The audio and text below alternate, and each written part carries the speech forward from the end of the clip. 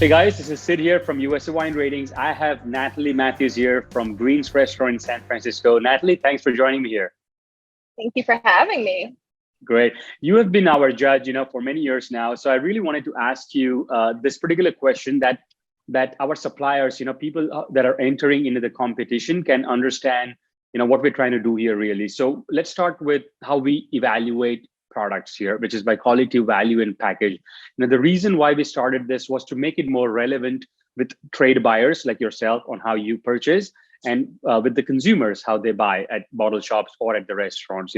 What's your philosophy about, what's your thought about this judging process, and where do you think we can improve as well? Through the years, I think I have seen a progression and improvement of totally encapsulating what any wine buyer would be looking for. The truth is, most of us make our decisions on purchasing within the first 60 seconds of being introduced to a product, which is why also packaging is very important, but packaging could also be misleading at times too. So that kind of drives, I would say, my judging criteria, or what I'm looking for when I'm selecting a product.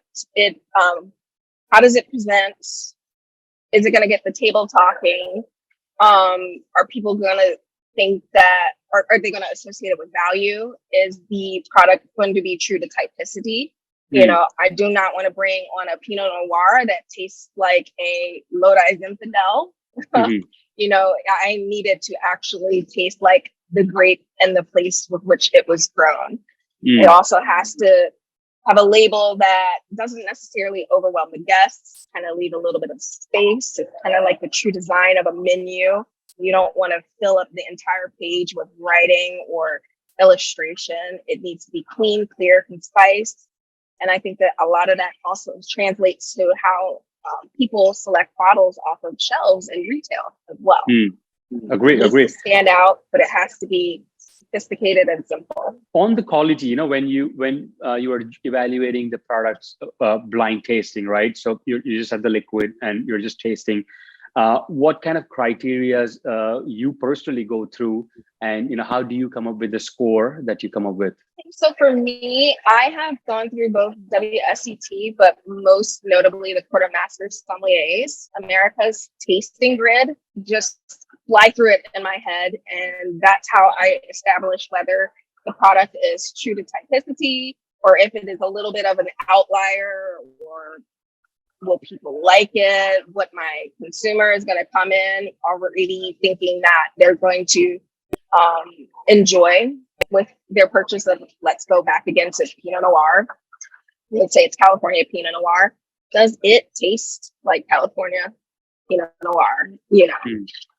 So that is how I assess. And I think for the restaurants, it'll be very important, right? Because someone really is ordering and expects a New Zealand Sauvignon Blanc to be a New Zealand Sauvignon Blanc and not a Chilean Sauvignon Blanc. So that maybe would be your number one criteria. But if you double click on, how do you know it's varietally correct? Let's go a little deeper. You would have to have so much knowledge, right? I believe, to know that a New Zealand Sauvignon Blanc would have to taste like this. Can you give me an example of, how do you go, just on a broader level to make sure it's varietally correct? Sure. So let's take, for example, New Zealand Sauvignon Blanc, as you say. On the other end of the spectrum, you would have something like Italian Sauvignon Blanc. How do those two differ? Kind of drastically. I like to think of Sauvignon Blanc in three categories, actually. New Zealand, Italian, and then maybe Californian, because Italian and Californian are more similar. They show more riper, like stone fruits, definitely orchard fruits, and has sometimes been introduced to a little bit of oak. New Zealand Sauvignon Blanc is not like that at all. Sometimes it can be slightly pyrazinic. It could be very elevated in minerality. It could have a lot of tart grapefruits, or underripe tropical notes, and a lot of herbaceousness.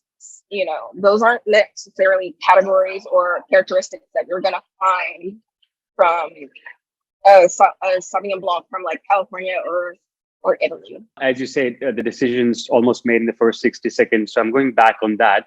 So when you're doing your first swirl and first sip, and something just tells you, boom, it just hit the right quality and it checked the points. What's that feel like? Like, you describe that feeling. I can already see like the category for the wine when we're doing the judging through Beverage Trade Network. However, I try not to look at that too much, because then that can also have me go in with an assumption about what should be in the bottle. But more often than not, and I'm thinking back on the last couple of years of judging, if there isn't something that's overtly offensive, like too much oak, or the wine is out of balance, meaning that the acid is burning, my throat, or the alcohol content is burning my throat, or it's just overly oaky, then if those offensive characteristics aren't there, then I try to dig deeper as to, what do I think that it is that's in my glass? And then once the bottle is shown to me, do I think that New Zealand Sauvignon Blanc tastes like a New Zealand Sauvignon Blanc? So at least a good part is you are going to see the package at the end, and you have information to match it and make sure you can do the final test as well, right? Of the varietally correct. Let's go on the value, Natalie, right? Value definition is pretty simple, as you know, in our competition, which is how good the liquid is for the price. What are you looking for as a benchmark? So when we say, okay, this $8 wine, cost to you should taste, if it's like $12, you're going to give a high value score, right? If it's $6, you're going to give a low value score. So how do you personally evaluate this math in your mind? I know what the average consumer is looking to pay for specific things, pertaining to a restaurant list, that for Sauvignon Blanc, people aren't probably going to pay more than $70. If it's New Zealand Sauvignon Blanc, might be slightly higher for like Sauvignon Blanc from France or like Sancerre. But I try to think of things within those terms as a restaurant buyer. That's a good point. So you would see your main category, you would see what's your main item, which is selling in that, and then you're sort of have a benchmark to compare that. Can I sell this at $17 a glass? And if it's really good for sure, then that is a high value, good points for them. Understood. Correct. What about the package? Obviously it's different way you evaluate a good package for a on trade, and a different way you would evaluate for off trade. Give me like 3 or 4 things that is good for bottle shops and 3 or 4 things that are good for restaurant. I think that I'll start with bottle shops then. I think that for bottle shops, because a lot of the bottles will be on their side, maybe the color of the cap, whether it's wax or whether it's foil, is probably something that a lot of retailers would look for. Whereas that doesn't really matter so much restaurant side, because it's generally, a purchaser on site that can sell the bottles to the guests and kind of lead them to exactly what it is that they should expect upon pouring. Retail does have to approach things a little bit differently. I think retail benefits greatly from having those flashier labels.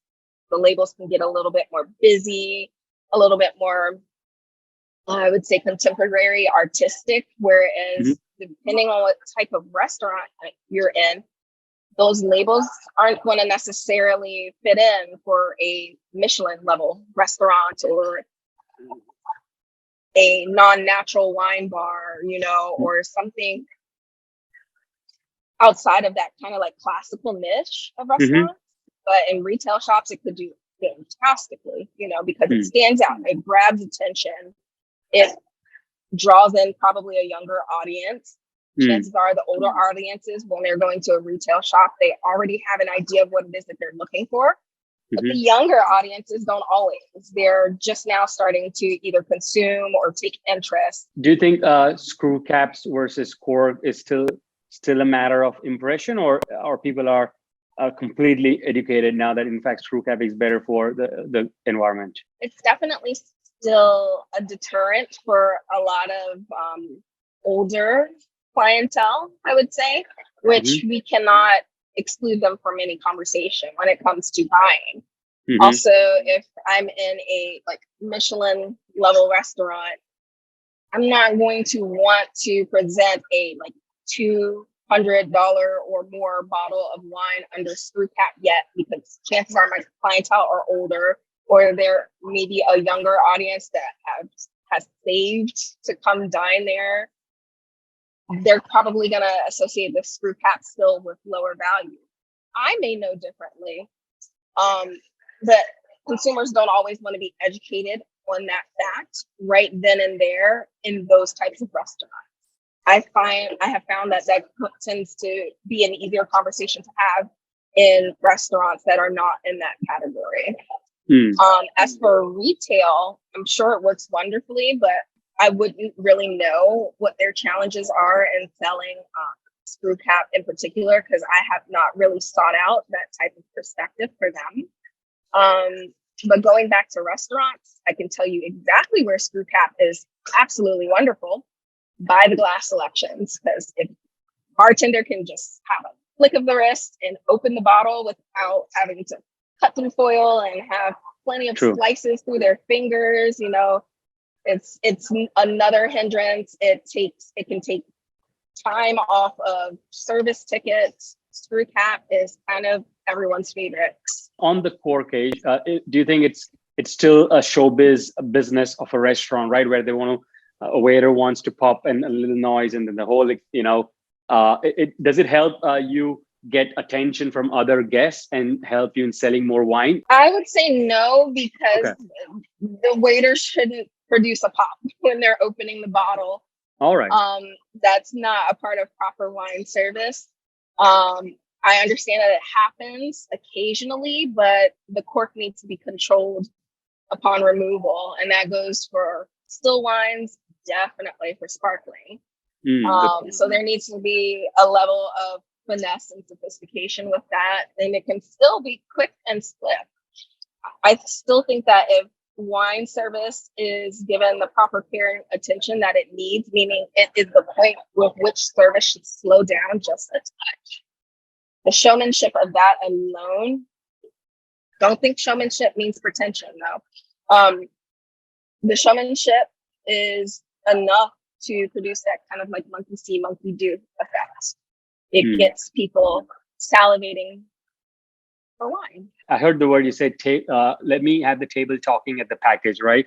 So when you're selling by the bottle, you want a conversation happening at that table around that wine as well. That's what you're aiming for. So what kind of labels have you seen, where people are like laughing or a smile comes and a little chat happens? Give it 2 or 3 examples if anything comes. I think that if a bottle is more so classically designed, it fits in for sure.